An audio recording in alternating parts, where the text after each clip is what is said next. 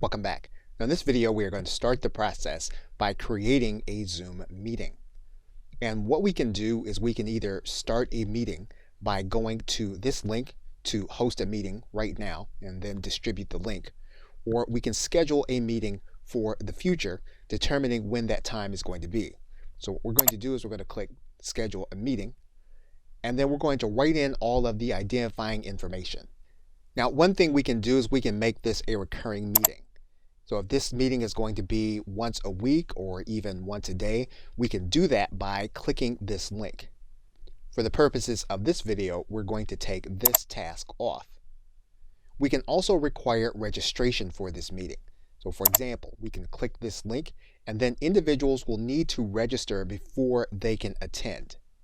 You can determine upfront whether video cameras will be available. So for example, what we can do is we can turn on this task. This will mean that video cameras will be available for the host. We can also have video available for the participants. We can then determine how individuals are going to be able to connect. If we determine that we want them only to connect by telephone, we can do that, or by computer audio. It's likely that you'll want both to be available, so we're going to leave this as the default setting. Now again, if you're going to be distributing the link and individuals are going to register, some of these things that you'll be doing on a case-by-case basis. If you want individuals to be able to join the room before you get there, you can click Enable Join Before Host. We're going to untick this.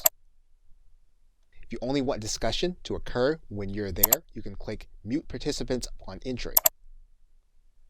And you can use the long meeting ID, but again, if you're going to be distributing the link, you don't have to do this. Now, what you can do is you can enable a waiting room so that when individuals come, they can then be part of a waiting room instead of seeing the standard Zoom screen. Now, because we're using a paid plan, we can determine that we want this meeting to be recorded automatically. We can say that we want it recorded in the cloud, or we can have it to be recorded on our personal computer. If you want individuals to be available to be a host in order to take over the meeting when you are not there, you can do that by putting in their email address here in this area. Once you have it, you can then click Save. What you can then do is click this link to copy the invitation, and then you can copy this invitation into an email. And then you can distribute this information. If you just want to distribute the link, you can copy this link and then you can distribute the link to individuals to attend the meeting. Now, when the individual gets the link, they're going to be asked to download information to their personal computer in order to attend the Zoom meeting. Now, in the next video, we will start the process of starting the meeting.